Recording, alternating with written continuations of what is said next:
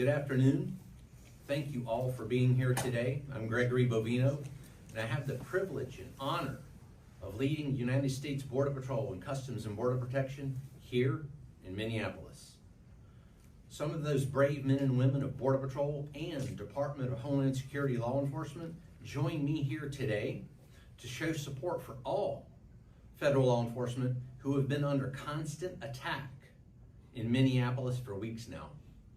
This morning was no different. At 9:05 a.m. Central Standard Time, as DHS law enforcement officers were conducting a targeted operation in Minneapolis against an illegal alien, Jose Huerta Chuma. You can see this illegal alien on the screen to my left and right. That is Jose Huerta Chuma, whose criminal history includes domestic assault to intentionally inflict bodily harm, disorderly conduct, and driving without a valid license. During this operation, an individual approached U.S. Border Patrol agents with a 9mm semi-automatic handgun. The agents attempted to disarm the individual, but he violently resisted. Fearing for his life and the lives and safety of fellow officers, a Border Patrol agent fired defensive shots. Medics on the scene immediately delivered medical aid to the subject, but the subject was pronounced dead at the scene. The suspect also had 2 loaded magazines and no accessible ID. This looks like a situation where an individual wanted to do maximum damage and massacre law enforcement. Then, about 200 rioters arrived at the scene and began to obstruct and assault law enforcement.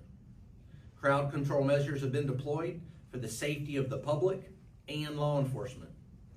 This situation is evolving and more information is forthcoming.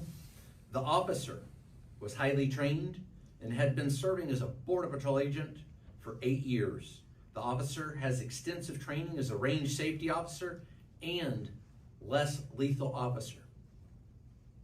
As mentioned, this is only the latest attack on law enforcement.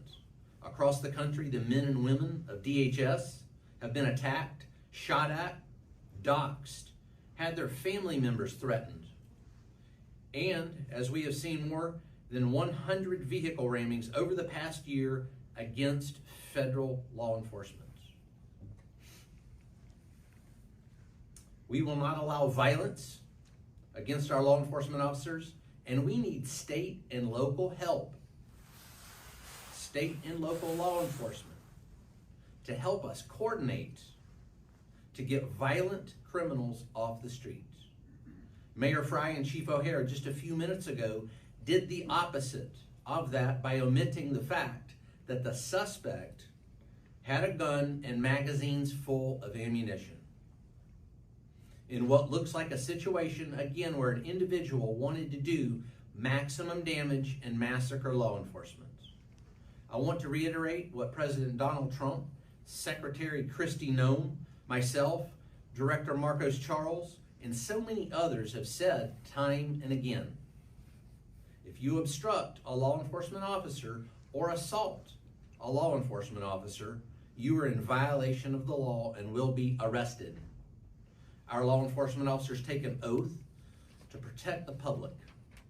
We go to work every day to protect our friends, our neighbors, and our fellow citizens.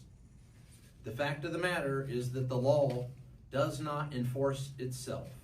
It takes men and women who are willing to risk their lives to enforce it.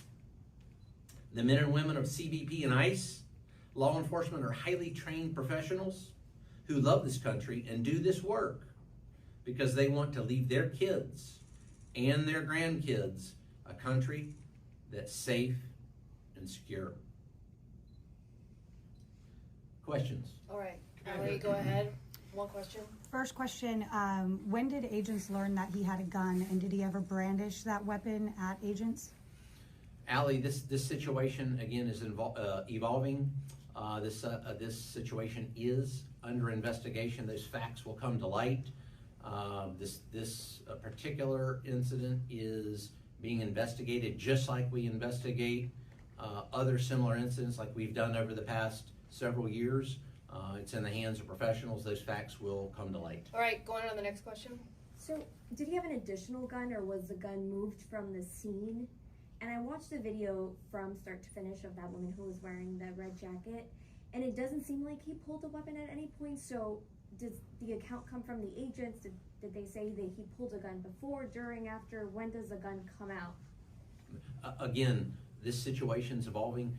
This is under investigation. Those facts will come to light. But let's take a look at the gun. You can see the gun here on the screen there that individual possessed. It appears to be a semi-automatic, high-capacity type, possibly a 6 Sauer 9mm. So All right, no more questions. Sorry, no more questions, sir. Wait, Come on. Commander, Where was the gun at? Where was he? Contradict the speculation that you are putting out there at the moment. Minnesota. What comment do you have? Commander, there is no video supporting the way that you are addressing this issue.